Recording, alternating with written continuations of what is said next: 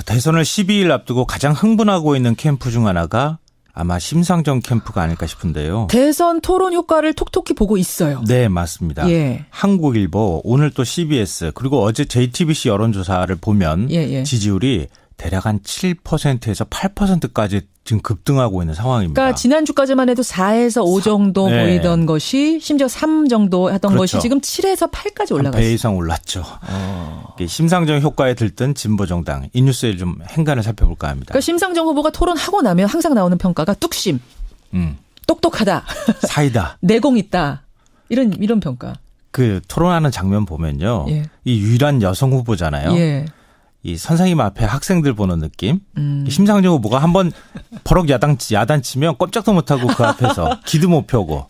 그러네요. 그 카리스마에 다 눌려 있는 건데요. 근데 이런 심상정 후보의 카리스마는 그냥 생긴 게 아닙니다. 사실은. 그렇죠. 수십 년 동안 쌓아온 거라고 볼 수 있는데요.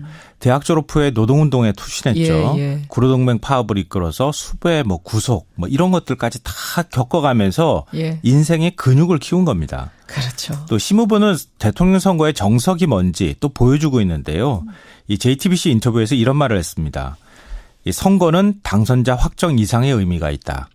선거 과정에서 다양한 유권자의 이해와 요구가 뒤섞이고 큰 방향이 결정된다. 누가 대통령이 되느냐 아니냐를 떠나서 그 표현되는 공약, 선거에서 쏟아지는 말이 큰 방향을 결정한다. 나라의 국민들의 방향. 요구가 뭔지를 후보자들이 확인하고 그 요구의 방향대로 앞으로 정책을 이끌어 나갈 수 있는 그런 걸 확인할 수 있는 장이라는 얘기예요. 그러네요. 심상정 효과로 들뜬 진보정당. 제가 노회찬 선대위원장을 며칠 전에 인터뷰했어요. 근데 그때 뭐라고 했냐면 목표는 2자릿수다. 2자릿수면 10% 이상. 그래서 그 당시만 해도 좀 같이 웃었어요. 그렇죠. 왜냐면 지금 그때가 3위였거든요. 지금은 이게 불가능한 숫자가 아닙니다. 예, 맞습니다.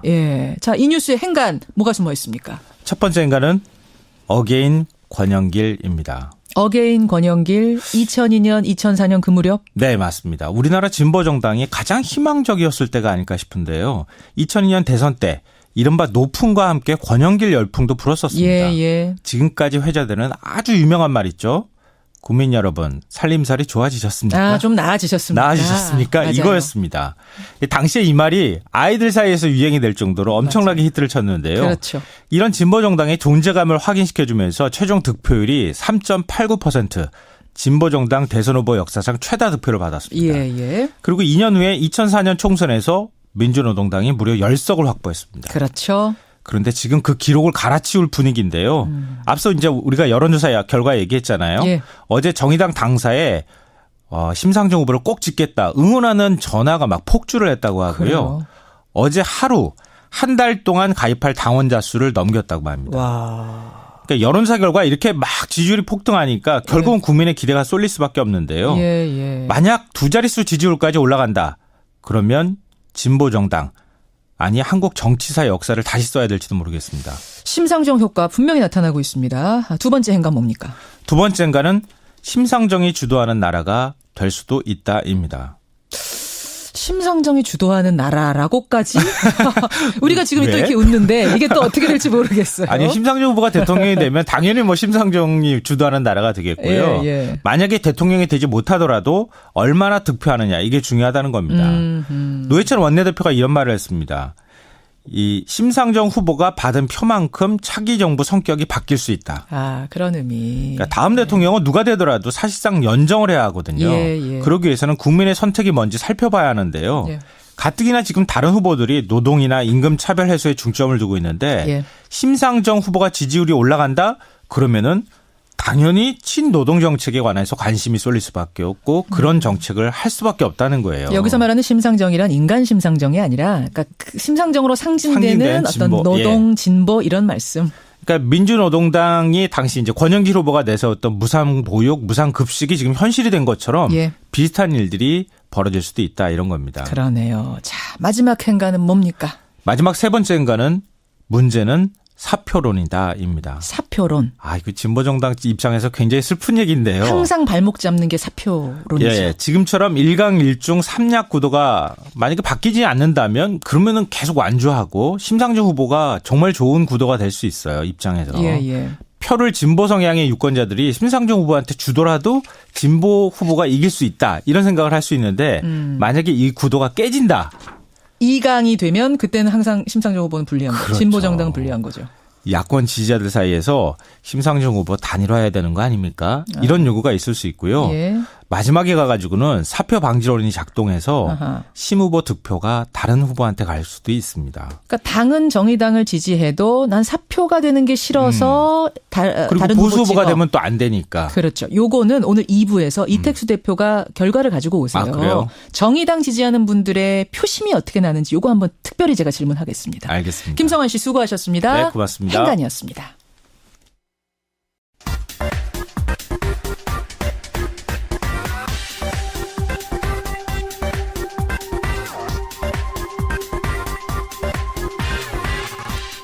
뉴스쇼 목요일의 코너입니다. 한 주간의 여론조사 결과 열어보는 시간. 이택수의 여론. 오늘도 리얼미터 이택수 대표 나오셨어요. 어서 오십시오. 안녕하세요. 오늘 안색은 지난주보단 조금 나아지셨네요. 아, 그렇게 보입니까? 대선이 이제 막판으로 네. 가서 조금 더. 네. 자, 치열한 한 주가 또 끝났습니다. 어떤 결과를 가지고 오셨을지 궁금한데 뭐 단도직입적으로 가죠. 네. 대선 후보 지지율 이번 주 어떻게 나왔습니까? 네, 조사 개요 먼저 소개해드리겠습니다. 4월 24일부터 26일까지 3일 동안 전국 19세 이상 유권자 12,876명에게 통화를 시도해서 최종 1,520명이 응답을 완료했습니다. 11.8%의 응답률이었고요. 예. 무선 전화 면접과 유무선 자동응답 혼용 방식이었습니다. 표본 오차는 95% 신뢰 수준에서 플러스 마이너스 2.5%포인트였고 자세한 조사 개요는 중앙선거 여론조사 심의위원회 홈페이지를 참고하시면 되겠습니다. 예. 대선 후보 지지도 먼저 소개해드릴 텐데요. 문재인 민주당 후보가 44.4%, 안철수 후보가 22.8%, 예. 홍준표 13.0%, 심상정 7.5%, 유승민 5.4% 순으로 나타났습니다. 자, 문재인 44.4, 네. 안철수 22.8, 홍준표 13, 심상정 7.5, 네. 유승민 5.4, 네. 조원진 1.1. 네. 이거 그러면 지금 지난주하고 비교를 해서 봐야 된단 말입니다. 눈에 네. 띄는 변화를 좀 짚어주시죠. 가장 많이 오른 후보가 심상정 후보. 아까 행간에서 언급이 됐었죠. 예, 예. 7.5%를 기록한 심상정 후보가 지난주 대비 2.9%포인트 올랐고요. 홍준표 후보도 2.5%포인트 올라서 13%. 그다음에 유승민 후보도 0.5% 소폭이지만 올랐습니다. 5.4%. 홍준표, 심상정, 유승민 세 사람은 올랐고 예, 떨어진 사람. 또 두 후보 문재인 후보도 2.3%포인트 빠졌고요. 안철수 후보가 낙폭이 좀 더 커서 5.6%포인트 빠진 수치를 나타냈습니다. 5.6%. 그렇게 해서 문재인 44.4, 안철수 22.8. 네. 그러니까 안철수 후보가 지난주에 28.4였거든요. 네. 22.8. 결국 그럼 이 표를 가지고 이 성적표를 가지고 보면 TV 토론이 영향을 미쳤다고 봐야 되는 거예요. 크게 영향을 미쳤다고 크게 봐야죠. 미쳤다고. 네. 일단 그동안에 유권자들의 관심은 양강 구도에 쏠려 있었는데 예, TV 토론이 4번에 걸쳐 실시가 되면서 TV 토론의 형식은 모든 후보들한테 동등한 시간을 할애하고 또 이후에 그 TV 토론을 보고 많은 기사가 생산이 되기 때문에 그렇죠. 예, 일단은 그 선거도 마케팅에서 얘기하는 세 가지 단계를 거친다고 하는데요. 세 가지 단계가 예, 뭐예요? 관심과 또 매력, 그다음에 애정을 거쳐야 되는데 3A라고 합니다. Attention, Attraction, Affection 이렇게 재밌네요. 얘기하는데요. 예. 일단 TV 토론 통해서 예. 그동안에 많이 알려지지 않았던 이 3약 후보가 관심을 갖게 되고 또 매력을 느끼게 되면서 이게 지지도까지 연결이 됐다는 겁니다. 그러니까 결국 이게 연애하는 거하고 비슷하네요. 이 사람에 그렇습니다. 대한 관심, 네. 그다음에 뭐라고요? 그다음에 매력을 느끼게 되고 그다음에 애정을 느끼게 되면 애정 단계로 가야 나 이 사람 찍는다가 되는 거다. 지지를 하게 된다는 것인데요. 그러니까 그게 얼마나 어렵습니까? 그렇게 네. 바뀌는 것이. 근데 지금 이제 바뀌는 사람들이 있다는 거잖아요. 그렇습니다. 양강 구도에서 이제 1강 1중 3약 구도로 가고 있는데 예, 홍준표, 안철수 두 후보의 격차가 지금 9.8%포인트 격차. 그러니까 굉장히 컸었는데 지금 이제는 10% 이내로 좁혀진 상태고요.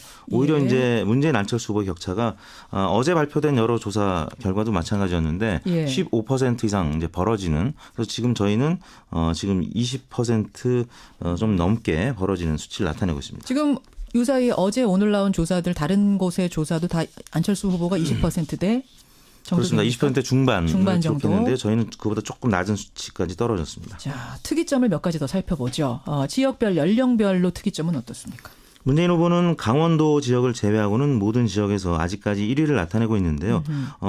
대구 경북에서도 오차 범위 내에서 지금 세 후보가 접전을 벌이고 있습니다. 예. 물론 이제 홍준표 후보가 많이 올라서 대구 경북만 1,000명 이상 조사한 일부 여론조사에서는 1위로 올라선 지역도 있는데요. 일단 저희 조사는 이제 샘플 사이즈가 작기 때문에 새 후보가 접전인 것으로 나타났고 호남 지역에서는 문재인 후보가 55.3%로 네. 안철수 후보 31.1%에 비해서 많이 앞서고 있습니다. 다른 지역은 대체로 문재인 후보가 전체 지지율 44.4%와 비슷한 수치를 나타내고 있습니다. 강원도에서만 양상이 다르다고 하셨잖아요. 강원도는 그럼 누가 1위인가요? 안철수 후보가 35.2%, 그다음에 문재인 28%, 홍준표 23.6%. 근데 샘플 사이즈가 지금 45명 가량밖에 안 되기 때문에 여기도 이제 표지 오차가 커서 새 후보가 지금 박빙으로 오차 범위 접전이라고 얘기를 해야 될 것 같습니다. 연령별로는 어때요?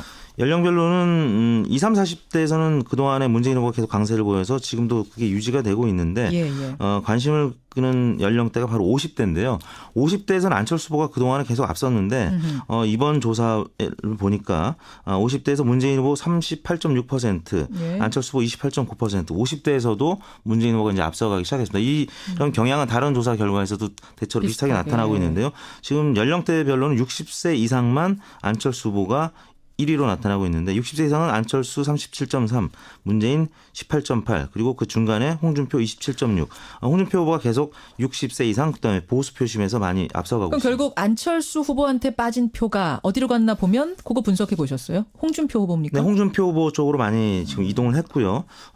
정당 지지율 잠시 후에 소개해드리겠지만 정당 지지율 쪽으로 계속 회귀하고 있는 것이 아닌가. 홍준표 후보는 그동안에 7, 8%에 그쳤는데 정당 지지율이 대략 12, 13% 나타나고 있거든요. 그쪽으로 올라가고 있고 안철수 후보는 역시 국민의당 지지율이 한 15% 안팎이기 때문에 그쪽으로 지금 떨어지고 있는. 이렇게 분석 가능한가요? 그러니까 양강 구도일 때는 문재인이니 안철수니 할 때는 안철수를 찍어야지 했던 자유한국당 지지자분들이 지금 이게 약간 대세론 양강 구도가 무너지기 시작하면서 아예 그러면 그냥 우리 내 당 후보 찍을래 쪽으로 이렇게 그렇습니다. 변하고 있다? 본격적인 선거 운동이 시작되고 또 조직이 가동되다 보니까 그래서 이제 정당 지지도에 따른 후보 지지를 보면은 민주당 지지자는 90.2%가 문재인 후보를 찍겠다고 했고요.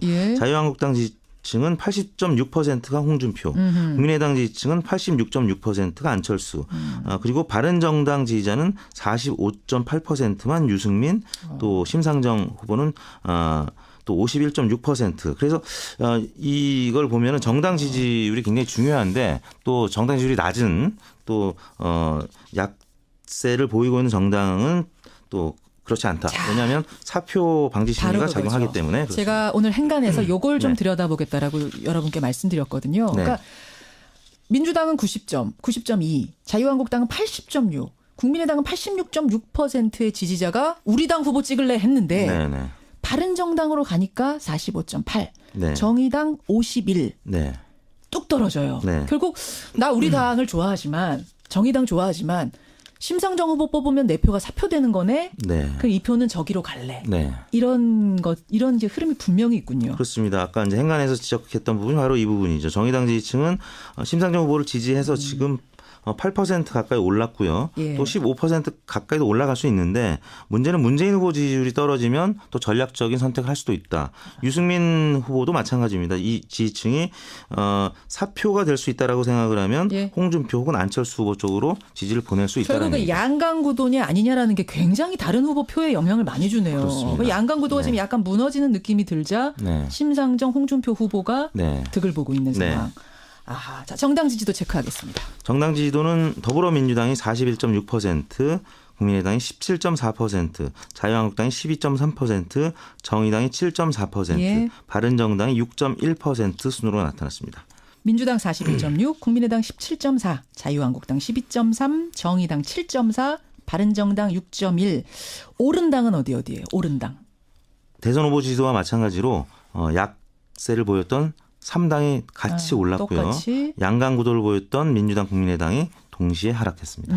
자유한국당, 정의당. 이 추세는 지금 다른 여론조사에서도 마찬가지라는 네, 거죠? 비슷하게 나타나고 있습니다. 알겠습니다. 네. 예, 여론 오늘 확인해 봤습니다. 네. 김현정의 뉴스쇼 의뢰로 리얼미터가 조사한 결과. 여러분 중요한 건 이 추이거든요. 추이. 흐름을 보시면 되고 뚝심 있게 결정하시면 되겠습니다. 그리고 한 가지가 있어요. 우리 조사로 된 게 하나 있죠. 연휴에 여러분은 어떻게 투표하실 겁니까? 이게 하나가 있었는데 이걸 빠뜨릴 뻔했네요. 조사하셨죠? 네, 저희가 4월 25일, 26일 양일간 최종 응답 1,015명을 받은 조사인데요. 응답률 11.9%, 표본 오차는 플러스 마이너스 3.1%포인트였고 조사 방법은 같았습니다. 예. 19대 대통령 선거가 치러지는 5월 초에는 최대 9일의 연휴가 가능한데 선생님께서 5월 초 연휴에 계획을 세우신다면 대통령 선거 투표 참여와 연휴 계획 중 어느 것을 먼저 고려할 생각이십니까? 이렇게 물었는데요. 예. 투표 참여가 우선적으로 고려될 것이고 그다음에 연휴 계획을 짜겠다라는 의견이 88.7%였고요. 반면에 연휴 계획을 먼저 고려하고 투표 참여는 그 다음에 결정하겠다가 6.9%. 그러니까 투표 참여 우선 의견이 10명 중에 9명가량으로 나타났습니다. 투표에 꼭 참여하겠다가 88.7? 네. 이다. 네. 이분들이 정말 다 가셔야 될 텐데. 네네. 권리를 확보하시기 바랍니다. 네. 여기까지. 이거 어떻게 조사하셨는지. 조금 전 말씀드렸습니다. 예. 네. 여기까지 확인하죠. 이택수 대표 고생하셨습니다. 네, 감사합니다.